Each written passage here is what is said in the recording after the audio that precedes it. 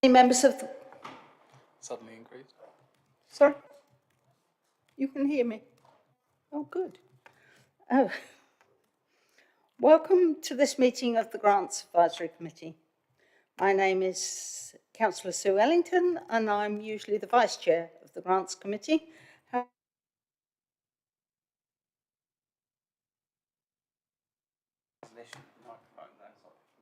Something wrong?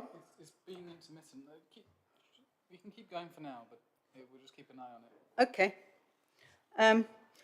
Jose is being subbed by myself as Chair, but also Councillor Robert Stobart is standing in for him as a member of the committee.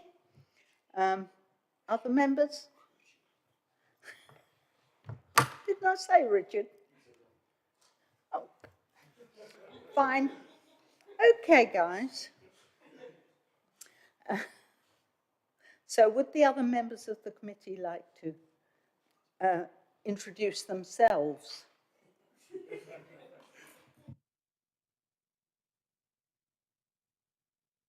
I'll start as I'm the troublemaker.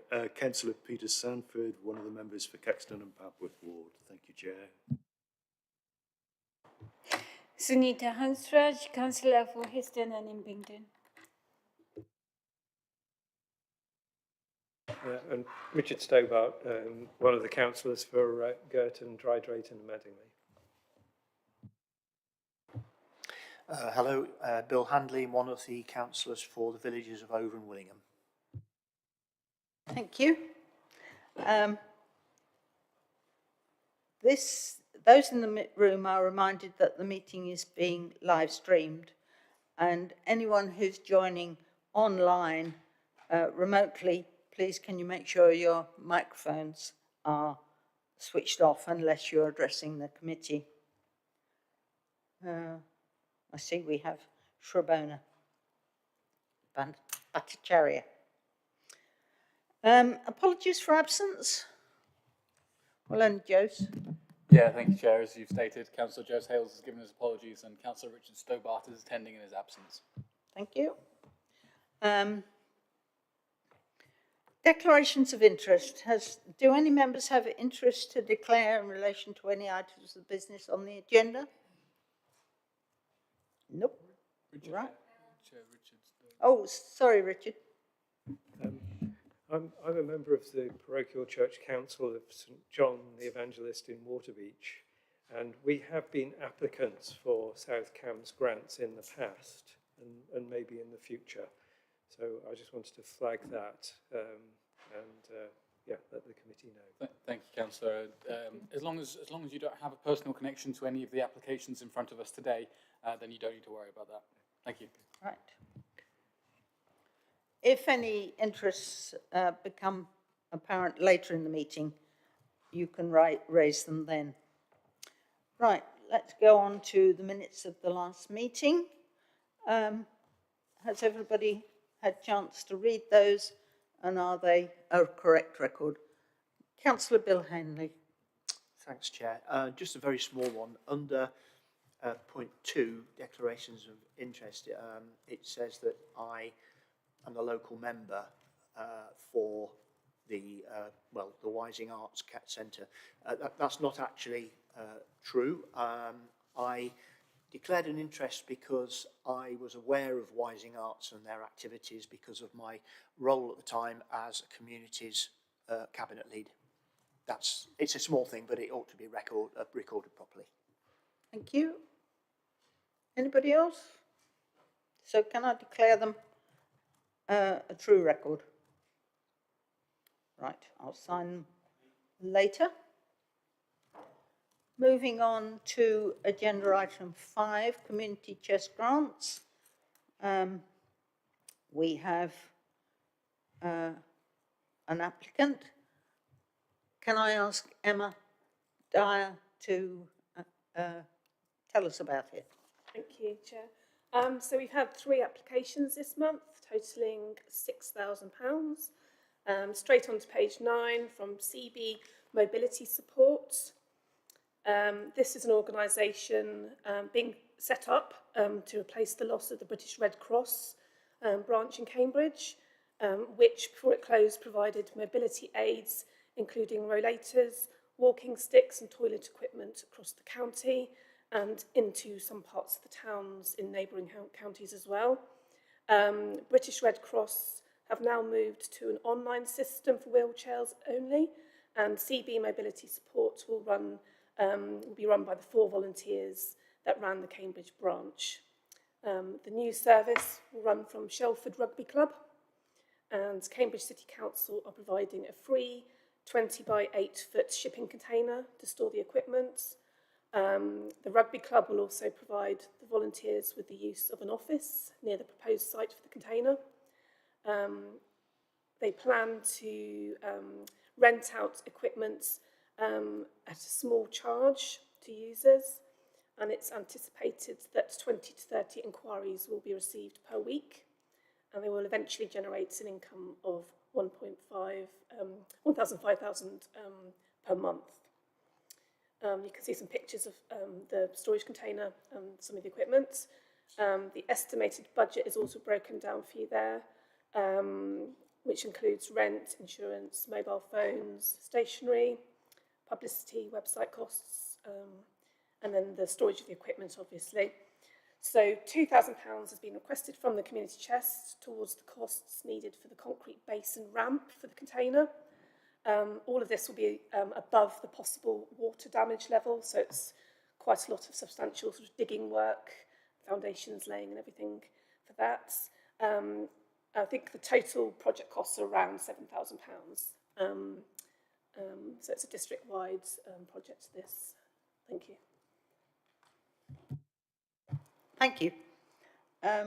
Members? Councillor Bill Henley?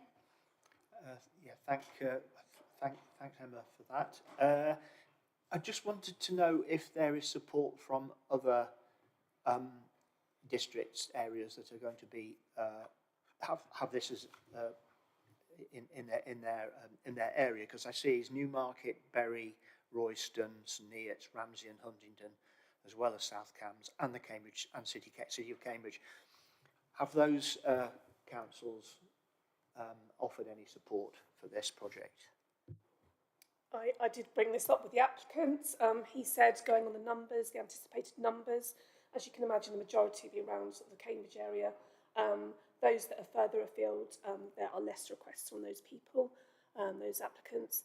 The container that they're going to be using is actually being donated from City Council, so I suppose you could sort of argue that that is their contribution. Their community chest grant is for activities only as well, it's just points to note. But the majority of the users will be from City and South Cambs. Thank you. You could argue that the fact that these people are providing aids for activities is really meets the needs of activities, but maybe they have a slightly different definition. Just to say that I don't have any major problems with this. I just wanted clarification on that and whether or not there was support forthcoming from those other areas. Councillor Peter Sanford. Thank you, Chair. I think this application has got a great deal of merit, and we should be very grateful to the 4 volunteers who have stepped up to continue this service.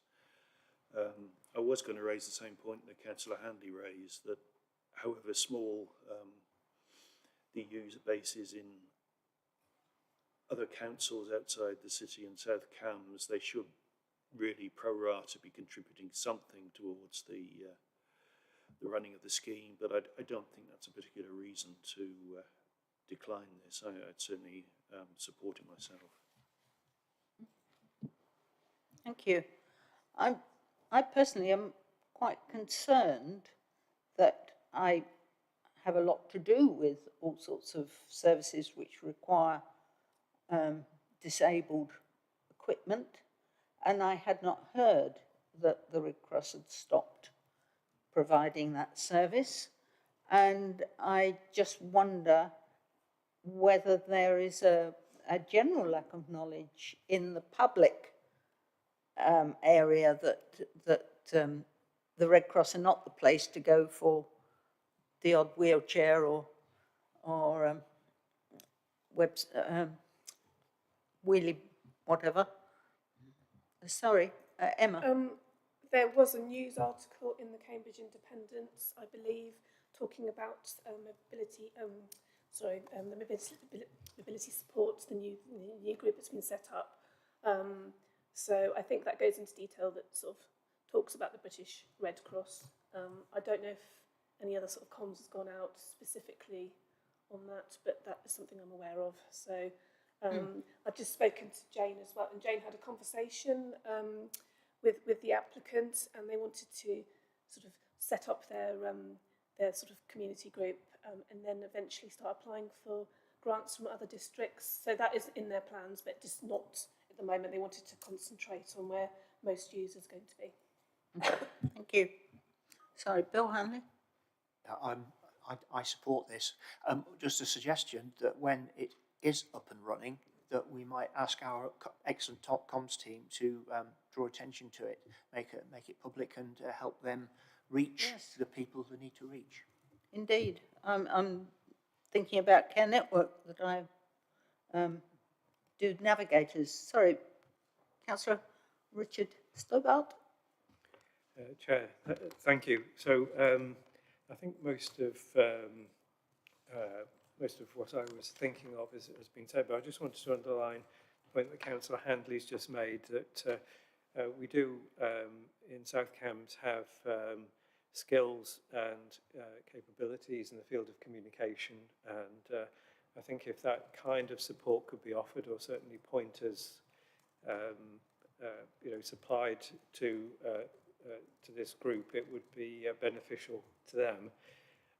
Concerning the wider or funding from a wider group, I think what's being proposed looks viable, and as Emma has said, it will be mainly local, but there's nothing succeeds like success, and so based on a good communication, kind of the beginnings of the work that this team is going to do, then I think that might well be the basis for drawing in more funding. So I think we probably need to bear that in mind. I did have just one question, and it probably reflects my lack of experience. Will this, the organisation CB Mobility Support, be configured as a charity? Is that necessary? Do we get concerned about, if you will, the corporate status of a group like this? Emma, you know? I'm not aware at the moment, but maybe once they become established, they might actually go down that route. Are you aware of anything? I don't think so. No. Well, I think we perhaps need to bear that in mind as they grow and develop. I run my own little collection of stuff in my garage. The village knows where to come if they need a wheelchair or something. However, are we generally happy with this? Great, thank you. Can we move on to the next one then, please, Emma? Thank you. Page 11, we have Marley Residents Association. This was formed quite recently, last month, and it aims to build a strong and vibrant community in a new housing development in Fen Ditton. As part of their work, any concerns from Marley residents will be sourced and communicated back to relevant stakeholders. All residents have been made aware of this association. They're welcome to come along to meetings, events, and even join the committee. Community engagement has been positive so far, with 50 formally registered members and several hundred informal members. Funding of £2,000 has been requested from the community chest to support their general start-up costs, which are estimated to be around £500 per year. These include hall hire, leaflet printing, website hosting, and software and services licenses. There's a breakdown of the sort of the costings there. Discussions are currently underway with the parish council at Fen Ditton regarding match funding, but a decision won't be made until their next parish council meeting in November.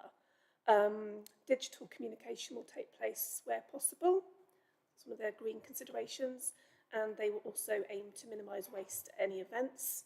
And we have support from Councillor Graham Combe. Thank you. Thank you. Any comments from members? Peter Sanford. Thank you, Chair. You say waiting to hear from Councillor Carla Hoffman. Have you not received any response from her? Okay. Not as yet, no. We have emailed, but we can chase that again, certainly. Yeah, I'd be interested to obviously hear from the other local member. Thank you.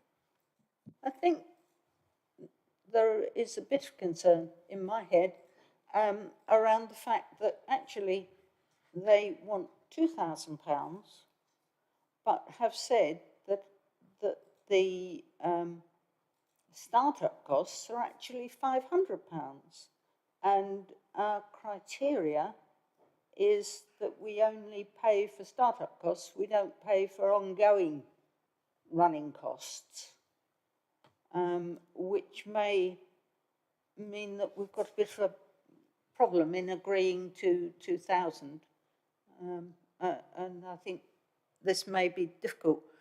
Bill Hanley? It's a question for Emma. Isn't our communities team supporting Marley? It's a new development, and normally the communities team would hold new residents' hands for a while. That might be something else that we need to put into the pot when we're considering this. Yes. Emma? Yes, Louise Lord is the development officer within that patch, so she's obviously aware of this and is supporting them along with locality. So there is support there. Thank you. Can I come back? Yes, Yeah. please. I'd really like to hear what Louise and the communities team have got to say about it, really. Yes? Because I'm not against it in principle, No. but it seems to me that there's already a fair bit of resource going into Marley's community development. So maybe we could suggest we might defer this and get those comments back. Certainly don't want to give the message that I'm against it. I'm not, but No. I think we do have to be careful in things like this. I think also the parish council are not discussing it until their meeting in November, and maybe that's another reason for deferring at the moment, to see whether they've got their support, because it does seem there's a very big committee, shall I say, and 50 odd people and more on the way, as it were. So I think, are we happy? Sorry, Richard. Chair, could I just comment on the fact that there is a community group? Yes. I mean this is very significant. If it's already has 50 formal members, and I guess they're the ones who've signed up. I'm not sure quite how the signing up works. Maybe it's a WhatsApp group or something.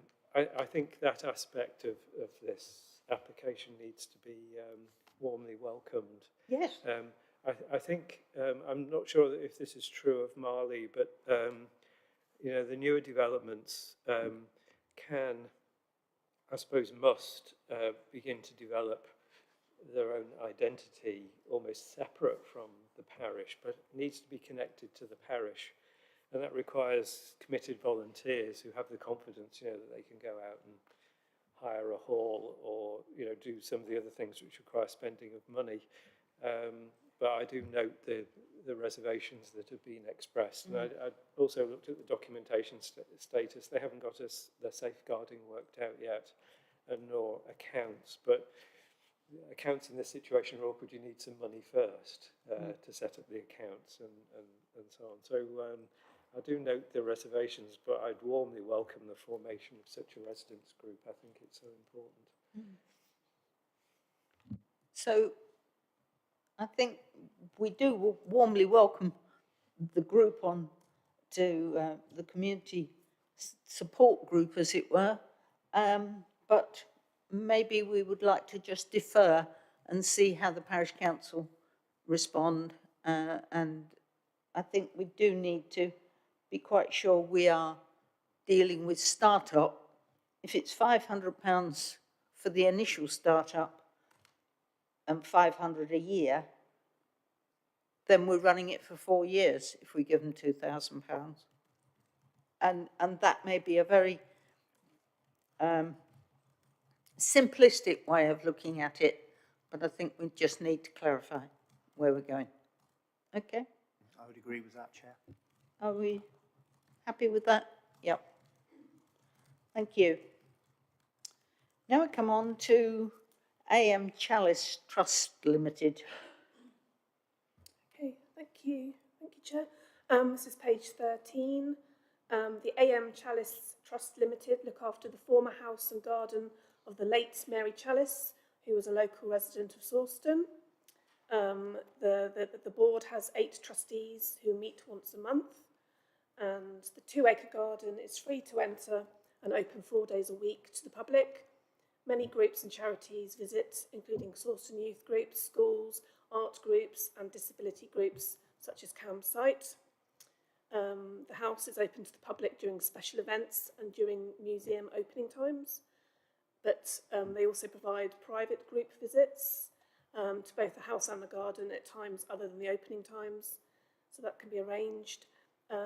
Each year the Trust run a series of Saturday workshops for children and also undertake fundraising events. But currently funds are being raised for a 150 by 60 centimetres Royal National Institute of Blind People map. This is specifically designed for the garden and will assist people of all ages and abilities with sight loss, as it can be read by sight, by touch or by a combination of both. And you can see an example of a similar type map there. Total costs for this map are £5,217, including VAT, and £2,000 has been requested from the community chest. They've already secured part funding from Sawston Parish Council for £500, Red Row Homes for £250, and Sawston Discount Food, Drink and Household Goods for £2,000. The applicant has also provided assurance that the £467 shortfall can be covered through local fundraising and or through a self-funded donation, and recycled timber will be used to house the map. And we have support from Councillor Brian Milnes. Thank you. Thank you. Members, any comments? Bill Hanley? I think this is a well worth supporting. The only thing I would say is, do we normally, such a request, would we normally ask that South Cambs is acknowledged on the actual board that we're supporting? I know we're not, council isn't the only supporter, but I think it would be good if we could have acknowledgement, even if it's just a small logo. Yep. Emma? If you look at the application, there's a bit that says that they will include logos of all sponsors. Thank you. Sorry, didn't read it well enough. Thank you. Anybody else? Richard? Chair, thank you. I wonder, it's just a reflection on maps that you will find at the entrance to places, and I think this is to be warmly welcomed. But often you find yourself taking pictures of the map, so you can refer to it, and of course it would apply to able-bodied people, but you find techniques to just try and remember what it is you saw. But I wonder if there's a possibility, I know it's a bit of a hostage to fortune, of a QR code in the corner that would just allow you to look up the map or the website and have your own copy. Very much down to the operational modes, and in itself is a bit of a hostage to fortune, because somebody's got to maintain a website which has that map and that link. But I think just making it more widely useful beyond the map itself might be worth considering. Possibly. We can ask them, can't we? Yeah. My own little bit of concern was that it does appear from the bottom paragraph above the example of the RNIB map that we are funding the RNIB rather than the charity. And I wanted to be sure that members were quite happy that it is the Chalice charity that we are supporting if we support this application, rather than the RNIB. I think it might open floodgates if we are seen to be thought to be sponsoring national charities like the RNIB. I'm all for the VAP. I'm all for the helping as many blind people as possible to have the enjoyment of the garden and all of that. But I just think we need to be slightly careful about our wording. Yes, Sujitsa. I think it's just that they're buying the map from the RNIB, which is the best place, I should imagine. Yeah, to get the map that we need for the RNIB, for blind people to, but we're all happy with that, the way that is. No possible ambiguities is what I want to be sure. Opening floodgates is something I'm always very frightened of. Are we all happy with that one then? Yep. Fine. So we move on down the agenda to the item 6, which is net zero villages. Sorry, Chair. I think Councillor Stobart wanted to... Oh, I'm sorry, Councillor Stobart. Sorry, just use the microphone, please. Sorry. So my question isn't about the community test grants, but about the other grant schemes that are briefly summarised in the introductory note. And I was interested as to why the community-led grant fund was relatively undersubscribed, and whether this should be a concern to members, or whether we should be saying to members, you know, please get out there and find out what your parishes are doing, whatever. Is this if you will, a clarion call? What would the committee suggest as an action here? We've got another 5 months, 6 months before the end of the financial year, so we have got a bit of time. Any thoughts, Emma? I think you're referring to the community-led plan ring-fenced fund. There's about £43,000 left in that fund. We have actively promoted that quite a bit. Unfortunately, there's a lot of funds still in that funding pot, and I think that's going to be reviewed at the end of March as to whether we roll it over or whether we get distributed out within other sort of grant pots. But that decision hasn't been made yet, so I can't give you an answer right now, but we are aware. Thank you. Thank you. Are you happy for me to move on to agenda item 6? Net zero villages.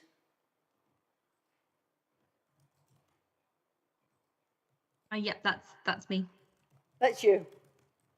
Thank you, Chair. Thank you. So South Cambridgeshire District Council has been awarded an allocation of £402,831 by the CPCA under the Net Zero Villages programme. And this report outlines the proposal for a grant scheme for the delivery of this funding.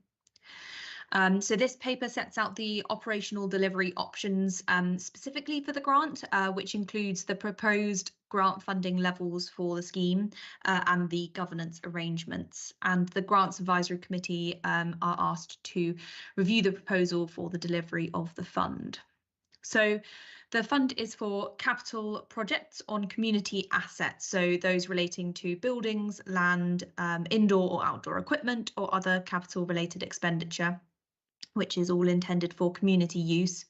And this includes things like upgrading or extending or improving facilities, or purchasing capital items for community use spaces and places.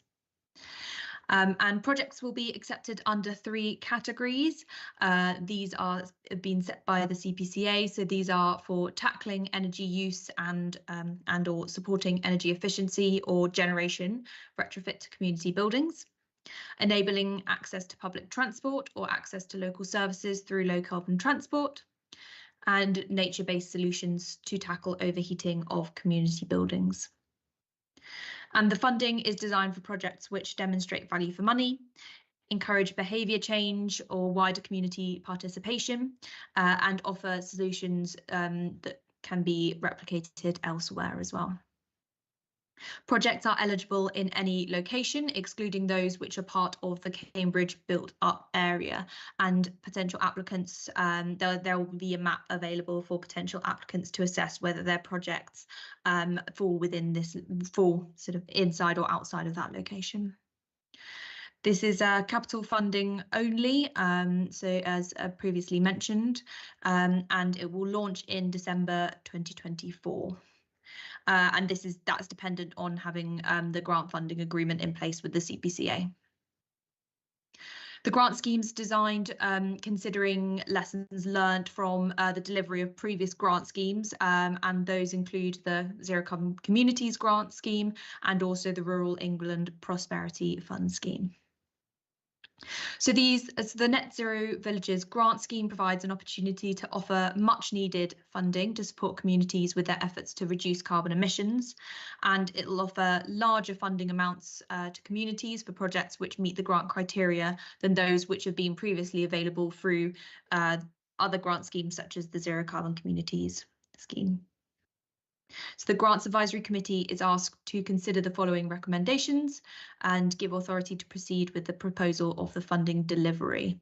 And that is 10% of the allocation of funding. Sorry, Ellie, could I just interrupt you there? Sorry, it's just the Grants Advisory Committee doesn't have authority to allocate this out, so it's going to be done by lead member decision. Just need to clarify that. Thank you. Apologies. So yeah, okay. And yeah, I think that's my summary of the report. Thank you. Does anyone have any questions? Any questions? Questions? Sorry.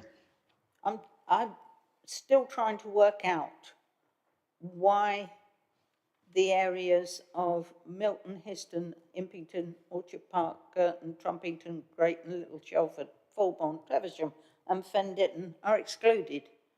Is this, I would need to see a map to understand why they're excluded, because they're going to feel ever so hard done by unless Absolutely. we can show them that they have an access to a similar scheme, which I don't think they have. So that is the criteria which is set out by the Cambridgeshire and Peterborough Combined Authority, and it designates this funding for projects in locations which fall outside of the Cambridge built up area. So those locations are those projects which fall within the Cambridge built up area, and so can't be funded by this funding according to the CPCA criteria. We will, however, be able to direct them to sort of the Zero Carbon Communities funding, which is a smaller amount, but we will be able to direct them to that funding. Sanjita? Just to add, I don't understand how Histon can be included as a built-up area. I know Orchard Park isn't going to get anything as usual, but Histon? I mean, unfortunately, it's just those which fall within the predetermined map, which is sort of set by the Office for National Statistics. And I can there's a link to that map within the report and the guidance. But that is sort of it. Unfortunately, those are the locations which fall within those areas. Bill Hanley? I do think it's a fair question, and I appreciate that it's a CPCA's decision, but I do think we need to be ready with a good answer, because we are going to be asked. And just saying, oh, ask CPCA is not the right answer. I think we've got to be able to give a proper answer, even if it is just that the CPCA don't like Histon or something. joke, people, joke. Yeah. No. it's clearly going to cause quite a lot of unhappiness, shall I say. So we will have to see. Moving on, sorry, Richard, okay. Thank you, Chair. I'm wondering what are the implications for officer time and support? I mean, the nature of the grant scheme seems very like the Zero Carbon Communities grant scheme, but with some different criteria. So have we, I know there's a 10% allocation for support. Is that capacity available within the team? Will there have to be some more time allocated? Are we in a good shape to support it, in other words? Thank you. Yes, so some project work will be redistributed as a result sort of this funding of the scheme arising. We do have capacity in the team to support this, and so but it will mean moving around some bits of work to support this, but that won't have significant implications on the business as usual functions of the team. I was wondering whether, given we've just been through the Rural England Prosperity Fund process, which seemed to work quite well, but it was started off with a presentation to members so that they became more aware of what this was all about and could ask all those nasty questions of you that we're thinking up at the moment. And I wonder whether that was the way you were going to proceed. Yes, we were planning on doing a workshop with members on this scheme, and so yeah, we will be organising a workshop with the members of the Grants Advisory Committee on the scheme, so that we can answer some of your questions in more detail, and get into the details of the scheme. Good. Sooner rather than later, as they say. Yes? Yeah, absolutely, yeah. Richard? So parish councils will have a big input to this. So yes. Whatever's on the parish council to-do list or their project wish list will be coming up. And nice thing to see is the bigger scope. So between 10,000 and 100,000, that gives ample scope for the bigger vision, if you will. So I'm wondering, we as members will be talking to our parish councils, but direct communication with parish councillors, clerks and chairs and so on might be helpful in getting the word out. Because I think parish councils sometimes, taken by surprise when a grant scheme turns up. They're just not ready. And we do have quite a short period, don't we, from beginning of December-ish to the end of January to get the act together. Especially over a Christmas period when everybody's busy thinking about other things. And it does exclude the possibility of a formal planning application as well. That's just not conceivable in that time. So the timing is a bit awkward. 2 weeks out of the middle, you're trying to get quotations and so on. And the suppliers are all gone on holiday for 2 weeks. It's not great. So I would have thought letting people know as soon as possible,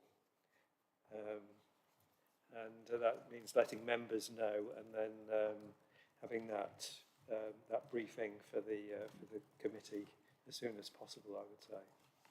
Yeah. Absolutely, thank you. Yeah, yeah, we will make sure that Peter. information is. Peter? Yeah, thank you, Chair. Could you outline in more detail what the actual process for applying will be? Will they have to produce a project plan, for example, or will there be an online form they can just type in all the information and it'll magically disappear and the money will appear in their bank account? How much time and effort will be needed to put in an application, please? Yep, we will.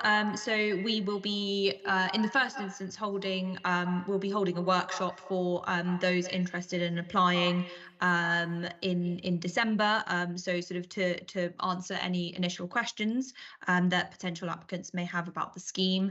We will then have a application form which will be available on the website, which we will ask applicants to complete, and that will then provide us with the information sort of required for that. That will be a similar process to the Zero Carbon Communities scheme and the Rural England Prosperity Fund grant application form process. And then those applications will be scored. So yeah, a similar process to previous grant schemes. That it will be an application form on the website. It does suggest that people, villages will need to be application ready, really, for your workshop, to know and to have had ideas that they've passed through the parish council, because often many of the small villages don't have meetings in December and can easily miss out on getting ready for this to happen. Sorry, Bill. Yeah, I mean, obviously this is a public meeting, so this paper that we are discussing is effectively now in the public domain. So there's nothing to stop us from talking to our parish councils, albeit in a provisional way, about this. And I suggest that we should. Yes. One thing that I would say is, or ask, is it just that when Councillor John Williams agrees or not with us, when he takes the decisions, that's it? Or does it have to go to Cabinet? I suspect not. I can answer that. So no, it doesn't have to go to Cabinet, as this is not our funding, this is not our expenditure, it's coming directly from the CPCA. It can be taken via the lead member, not through Cabinet. And do you have any idea, Councillor Williams presumably get onto this quite quickly after this meeting, would he?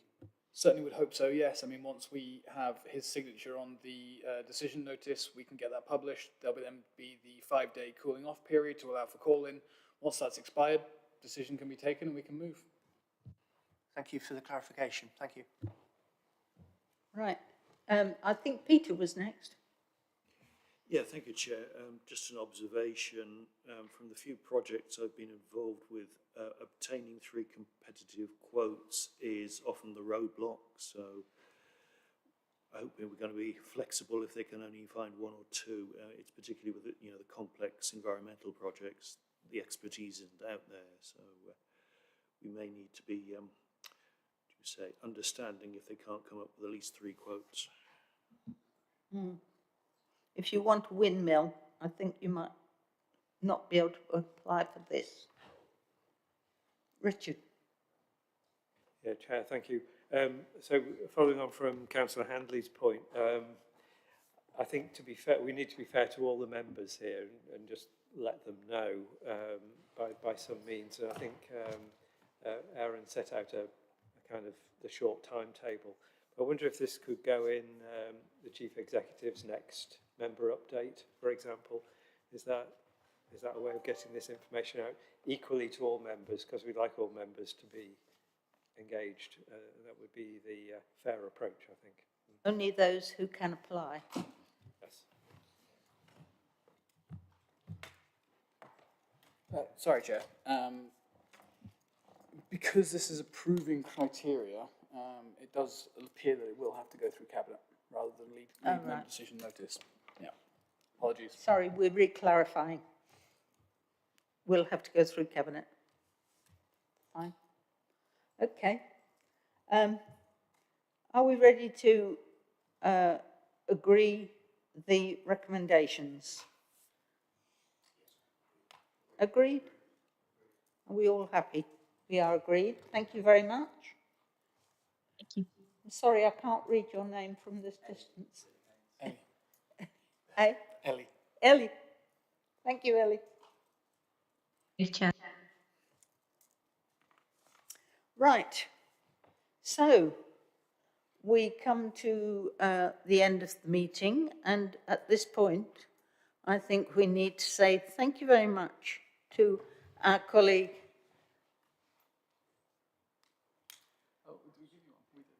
Lawrence, whose name escaped me for a moment, and say thank you so much for being with us and supporting us and making sure we didn't make any big boobies over the years. Couple of years? Yeah, a couple of years. Time's gone quick. And look forward to hearing what you're doing in the future, because I believe you're going to do some exciting things. Thank you. Hear, hear. Yeah. Thank you, Lawrence. Thank you. Yeah, thank you everyone. And I said, working with the Grants Advisory Committee has been a real delight. You know, the work that this committee has done is wonderful to see on the lower levels of the community up to some of the larger grants we give out. And, you know, it's a real privilege to work for a council that is able to support our community so well. Thank you, everyone. Thank you, Lawrence. Have a wonderful life. Yeah. And I will formally close the meeting. And the next one is the 12th of December. 1 o'clock? 1 o'clock. Yeah, 12th of December, which will be the last one of 2024.